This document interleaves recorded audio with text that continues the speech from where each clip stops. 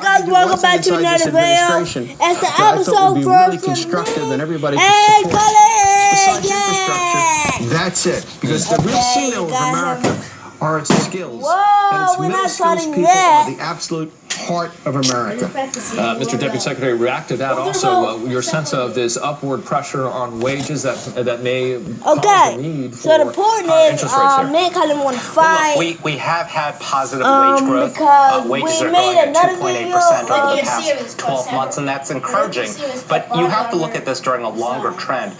Wages have been stagnant for far too many workers for far too long, while the cost of everything else is increasing. So, look, I understand that the Fed is probably going to raise rates. I would suggest it's probably a little too early at this point, but I certainly understand the tack they're taking. But overall, skills are one thing that we can agree on in a bipartisan way. And what I'm concerned about is that this is an administration that has announced its intention to cut the budgets of the Department of Labor, Department of Education, which can help create that pipeline of skilled workers in the future. 15 seconds to you, Mr. Professor. I think there are places where both departments could be cut without impacting skills development. However, I think there are places where both departments could use additional money, especially the Labor Department in this regard, and getting money down to the states for the community college skilled programs. Two of my favorite thinkers here, Peter Marisi, Chris Liu, thank you both so much, and have a good Saturday. Our pleasure. All right. Take care. Stay with us. Much more on the firing of U.S. Attorney Preet Bharara after he refused to resign. He says then President-elect Trump assured him he'd be able to stay on. I'll be talking to former Attorney General Alberto Gonzalez next. We've always been dreamers. We've been a symbol of the future, a standard, a star. But our past is just that. Past. We are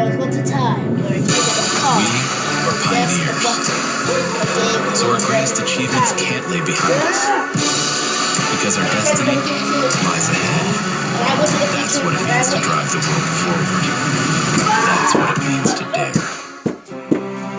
Isn't it times like these that reminds us of what's important? The people in our lives. I'm the emperor of the past, and you have to get back to the past. The ones who love us. And after all, what could be more important than love?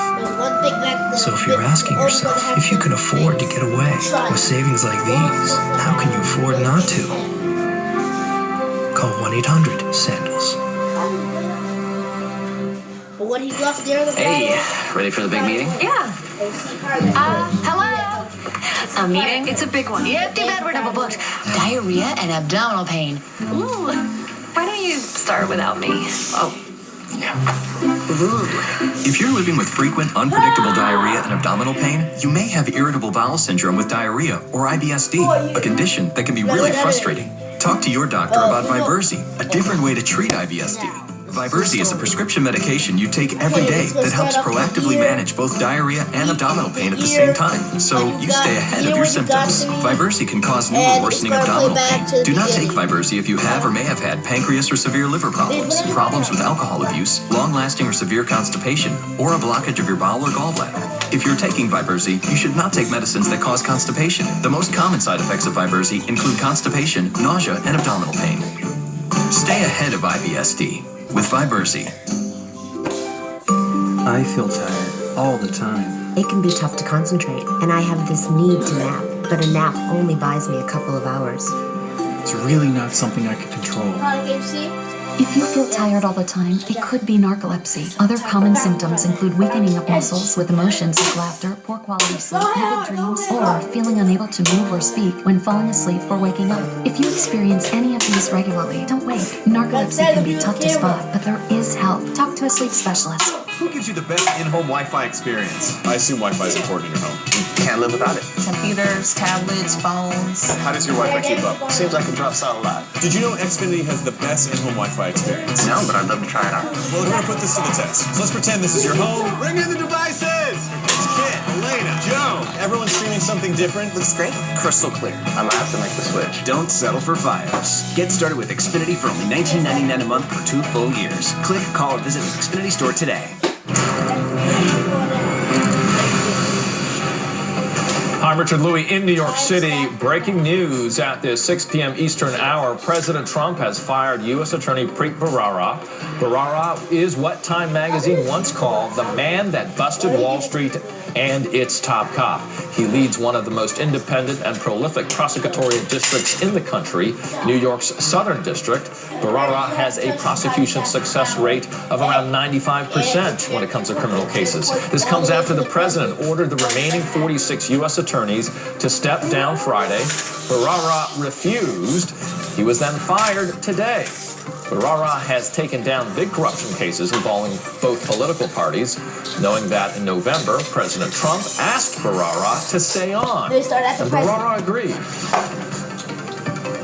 I said I would absolutely consider staying on. I agreed to stay on. I have already spoken to Senator Sessions, as you know, the nominee to be the Attorney General. But as of today, the White House has purged all Obama holdovers. This comes as the ethics watchdog group Citizens for Ethics and Responsibility in Washington wrote this letter to Bharara this week.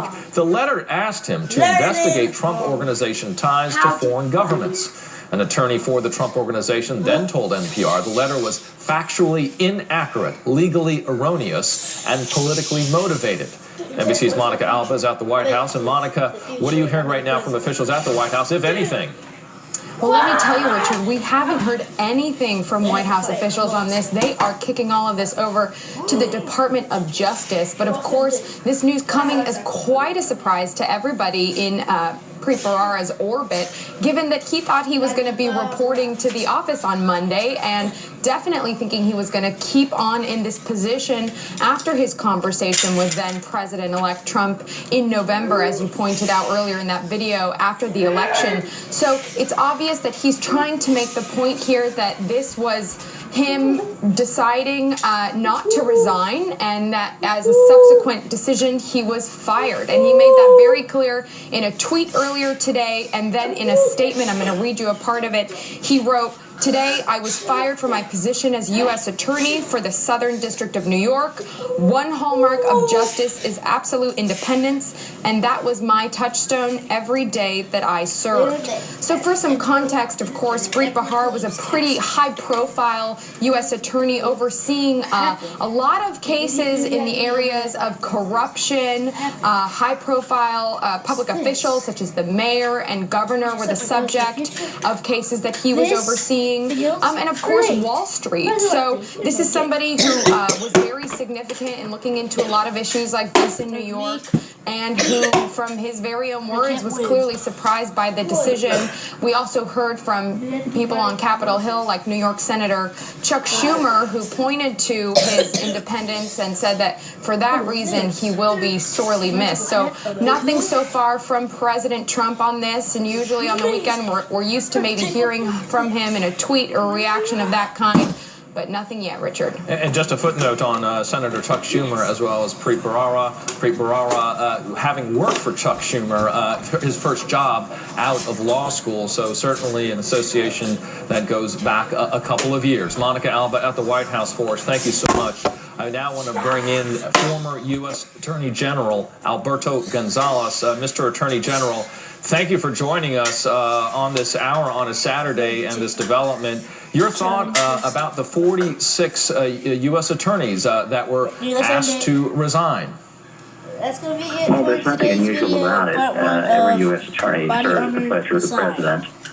And if the president has no longer has any pleasure in your service, then we're going to see y'all later. This is season 1, though. Every administration, every president, and every attorney general, U.S. attorney general, as long as I want to say goodbye to you, so we're going to see y'all later. The presidents and the attorney general. Bye.